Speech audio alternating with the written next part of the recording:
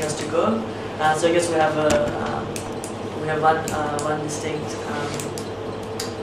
one distinct division, which it might be worth talking about a little bit before we want to, because I think one thing we really talk about, one thing I think that's very important to students is actually what the teachers want to do, like the policy, what they want to implement next year, and what the actual objectives. But before we do that, let's settle this ideological difference, and so I'd like to get since Julian has brought it up in his introduction, I'd like to get your opinion on it. And I've read in for example, the Universal's Facebook, you have students before politics, and Universal's claim is to be apolitical and to have students from all sorts of political backgrounds, whether it be right, left, centre, from all sides of the political spectrum. So I guess what is your response to Julian saying that the MSA must be political, and that it's not possible for a non-political party to run the MSA? What the students want. Yeah. We're not apolitical in a sense that we don't believe that people have individual views on politics. Yeah. Clearly, everybody has their own view on politics and things like that. But we don't believe that it's necessarily the MSA's role to actively go out and achieve political aims that don't accurately reflect the will of students. And sometimes you get small groups of people who have interests in political action in a particular kind of way, protesting and things like that. We support that those people have these opinions, and we support the diversity that exists among the student group. But we don't think that the MSA should actually take a stance on a particular issue, like, for example, I don't think it's the MSA's role to take issue with, say, condemning the USA for not paying their UN affiliation fees for a year. I don't think that is this something that goes ever stood for? I do believe there was a motion put in the MSC, for example, about that. Certainly never in my time. I'm just saying that is definitely a condemnation that has occurred in the MSC in the past. I'm not particularly blaming. No, not the go. I'm not particularly blaming Go, but I'm just saying that kind of political thing. Whilst we respect the fact that people have those views, that an individual student may actually condemn the USA for not paying UN affiliation fees, we don't believe it's the role of the MSA to condemn or not condemn that. We believe the role of the MSA is actually to provide services for students that directly benefit those students, regardless of their political affiliation and regardless of their stances. Well, what do you believe about about political action that is, for example, that Julian mentioned, like a political action to, for example, get rid of domestic undergraduate full fee places and to bring SWAT back? What do you think about that? That's a good point as well. There is political action that occurs, there is activism that occurs that does directly benefit students, and we wholly support that. The policy isn't that exclusionary to people who take a different view of the education system and believe that the education system would be better off following a liberal ideology if full fee places were allowed? Sorry, just let me finish my point just quickly. Yeah. And in the sense that we are about activism that does directly benefit students.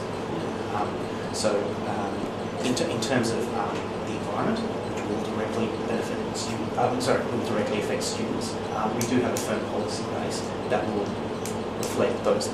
Is Universal running environment candidates? We are in coalition with the Activate group, which will be representing us. Are they members of Activate or Universal? They're members of Activate. Thank you. And we're running a coalition with them for the Women's Department and the Environment Department. We've got a few ideas about how we can improve the environment, and they will be activism on campus. Yeah. So I guess you believe in political action when it comes to things like SWAT back, or to get rid of domestic undergraduate full fees, or political action against VSU, or things like that. You believe you can protest, and you can encourage people to protest against those things. Will you be spending students' money on those protests? In the sense that we will be supporting SWAT back in a financial sense, education, academic affairs. Anti-VSU campaigns? Right. It seemed reasonably clear that was lost, unfortunately. You won't be putting any money towards anti-VSU campaigns? Both political parties, both major political parties, have committed not to reintroduce compulsory student unionism. The Labour Party did that about a week and a half ago. They reaffirmed their VSU stance. It seems they're heavily negotiating the opt-out provisions of the policy. Do you think it's worthwhile lobbying them on the opt-out provisions? Certainly. But you have to look at whether or not that money can be better spent on students. Whether or not that money can be actually better spent on students on campus. I mean, to have that overarching aim is a good aim, but in terms of the actual benefit to students and the amount that they may or may not care about such a thing, that's up for question. And that's why we believe, as a diverse ticket, having views from the left to the right, we can actually have a reasonable debate about it instead of following the singular political ideology that I believe Go has put forward over the past 3 years. That line, that dogmatic kind of thing, where it doesn't give you any room for movement and things like that.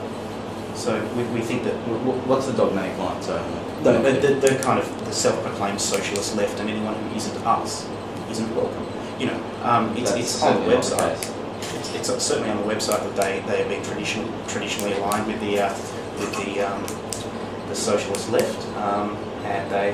Which website? I'd like to ask you a question. I'd like to ask you a question, Julian. It says nothing about alignment with the socialist left on not with the socialist. Go Facebook group. Sorry, Not Go, with, Go, a dynamic left student group, Yeah, we lean towards left progressive politics, as opposed to diverse ones that encompass the entire broad range of student people. We're getting some messages from it. I need to speak more into the mic. No worries. So what you're saying is that we don't represent a diverse point of view.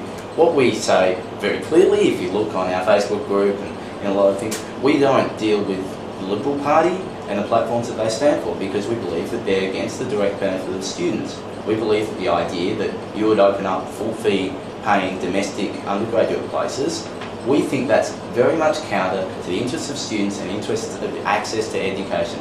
So we are happy to cut those views out of our ticket. You're not.